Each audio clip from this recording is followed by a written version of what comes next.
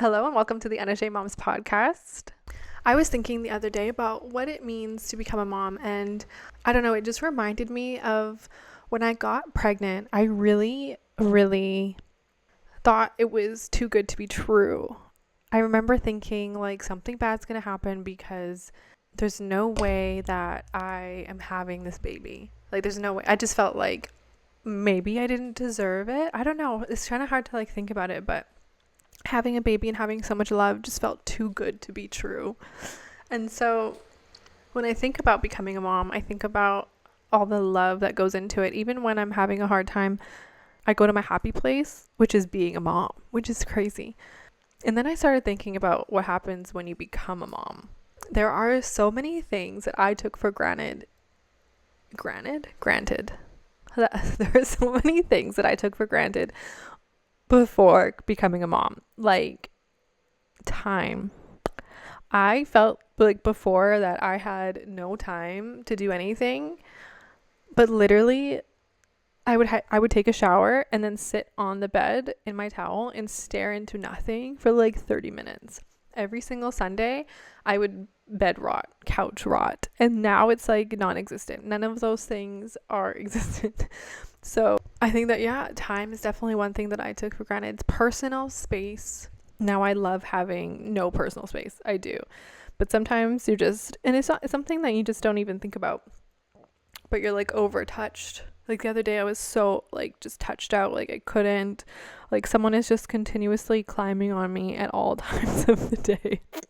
Now, I know that sounds like I'm complaining, but I also feel like it is such a blessing to have somebody just like constantly be their safe space at all times. I love it. I'm obsessed with it. I don't know, becoming a mom, this is what you do to people to break them down, okay? You take away their sleep. You would mess up their whole entire routine. You isolate them. You mess with their food. I don't know what they're eating. Just that you mess with their whole entire life. And that is exactly what women go through after they have a baby. I think it said for about a year after you have a baby, your health is like the most vulnerable ever. And on top of that, throw in all the hormones.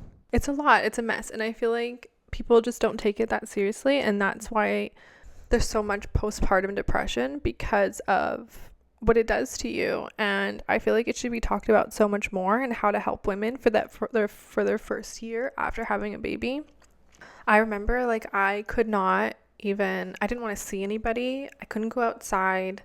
I just had a really hard time. And on top of that, I had lost, my whole identity. I didn't know who I was. It was no longer about me. I was constantly having to care about somebody else. Wasn't sleeping, not eating, it is a lot. But now but then it gets so good because now I have so much fun. I think that, and now my son is now 2 years old, 2.5, and now I want to have like 4 children.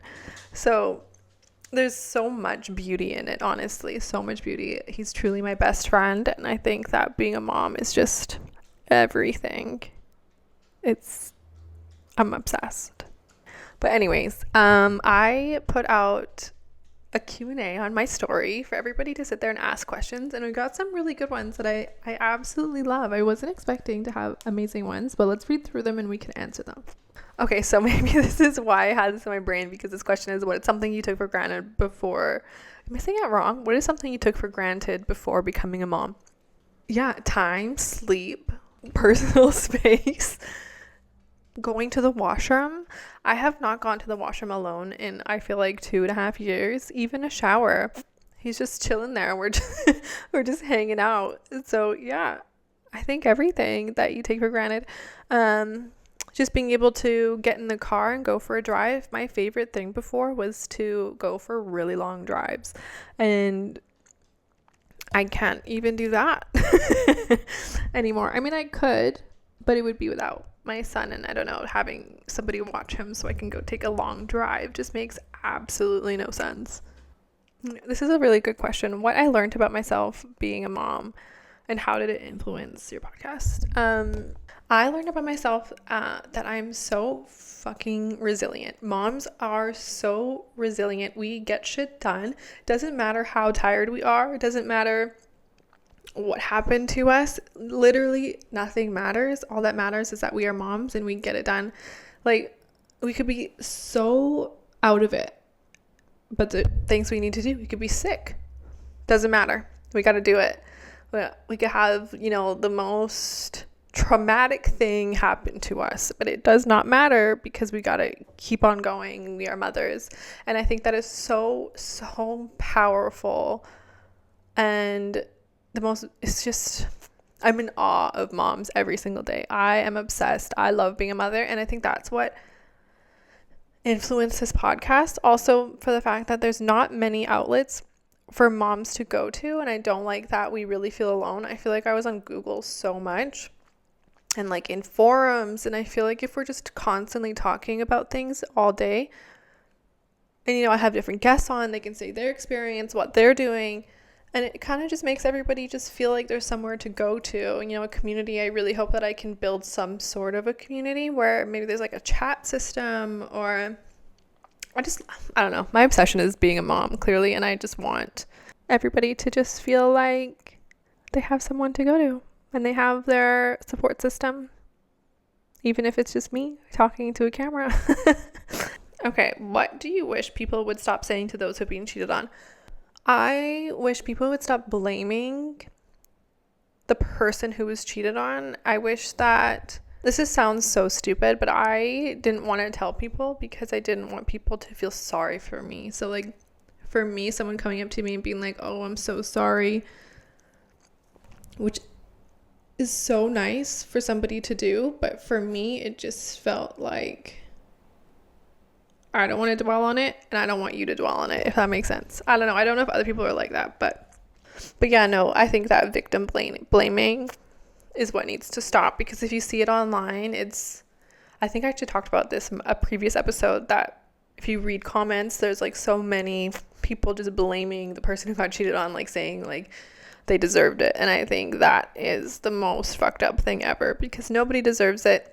And if you really are uncomfortable, you hate your situation that you're in, just get up and leave. Not a big deal. Everybody moves on. What did you learn about yourself that you didn't expect after becoming a mom? I think, again, is just the resilience. Like, I did not expect that I could do 2 years of no sleeping. I did not expect that I could do 2 years of breastfeeding. I did not expect that I could do everything that I'm doing now and have a child. Yeah, I think that I didn't realize how powerful I am and how blessed I am and how lucky I am until I became a mom. I feel like nothing made sense until I became a mom. It was like, this is who I was meant to be. And yeah. Okay. How did you take care of yourself in the immediate aftermath of finding out? Now, I'm assuming this has to do with my marriage ending and finding out that I was, cheated on. I would say, how did I take care of myself? One, I think that it's really important that even like whatever situation you're in, take the energy off of your partner and put it on yourself. And so the fact that I got to do that made me feel better. I started to look better. I was eating. No, I wasn't eating. I started to look and feel better, because what happens in relationships is you put that person on a pedestal and all your energy goes to them. But as women, we are supposed to take our energy and put it onto ourselves and reinvest in ourselves and help ourselves grow. And I think that the fact that I got to do that really helped a lot. I also was journaling a lot, and I even created, the Unashamed Moms Healing Journal for people out there like me who needed that kind of help, because there's so many practices in there for your nervous system and just to regulate your emotions. And I use those every single day, and they're so important, because without those, I think that I would be crashing out at all times. So yeah, that was that's I guess what I did. Okay, what was the most disorienting part of it happening so soon after the wedding? Don't judge me. I'm going to Google what that means. Causing someone to lose their sense of direction. Causing a feeling of confusion. Okay. What was the most disorienting part of it happening so soon after the wedding? I think that it was the fact that I had been living a lie for the last 6 years, and that I think that it was just that I had been living in this reality that I thought, and it wasn't my reality at all. And I think that's what messed me up the most. So it's just like living this life that I thought I was living and I really wasn't. My reality was being warped, is what I'm trying to say. And I think that was the most disorienting part of it all. And it happening after the wedding is just insane. Like, we didn't need to waste our time and everyone else's time. Period. Okay, have you had any crash outs in front of your son? Struggling with that myself. Okay. Yes, I have. I have had a couple of crash outs in front of my son, and I deeply regret it. And for me, before, when my ex-husband would fight, we would kind of make sure that we would make up in front of our son, because just to show him that, sure, we can have like a disagreement, but we will always make up, say sorry and move on. We're human. But with the crashing out was really bad. I think with trauma comes disassociation in a way, where like I kind of block out things, which is really, really bad for you, and you should never try to not block out your life. But I know that I crashed out.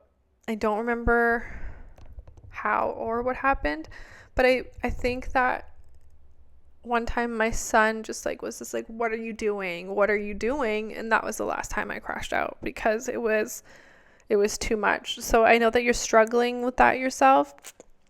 And what I do when I feel like I'm getting angry inside, when I'm getting angry inside and I feel like it coming out, I do things to regulate my nervous system. And I know that sounds stupid, but what I'll do is I'll look around. I'll be like, bowl, light, door. I'll do the breath. I'll breathe in. I'll breathe out. I'll take my fingers and I'll go like this together. And it really helps to just calm down and rethink, regroup. You can't change anything. All you can do is change your reality moving forward. What's happened in the past has happened. Move forward. You'll be okay.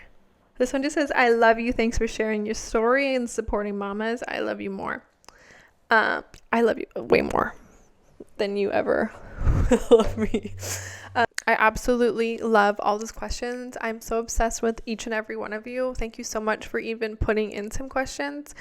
Next time I'm going to ask for stories if anybody feels dangerous enough to share, because I think it's so cute and so much fun. And I think that we'll do like more questions or stories with guests, so this way you can get other opinions as well, which is so much fun. I think I've said so much fun so many times. But yeah, hopefully I made sense. It's so late at night right now, and my son napped for 15 minutes today, so it's been very, very, very chaotic. But yeah, thank you guys so much. I love who I am so much more now that I have a son. And I think it's just, one, I have like the bestest friend ever. Two, he loves me unconditionally. I love him unconditionally. And that's with any daughter or son, whatever. Three, nobody can tell me anything now. Ever since I became a mom, I have no social anxiety. I don't care what anybody thinks about me at all. Like, not even a little bit. And I think that is so great. There's just so much power to becoming a mom, and I just want to share that with everybody. And I'm so grateful for each and every single one of you. I hope this episode made sense. I love you guys so much, and I hope you have the most amazing week ever. And yeah, bye.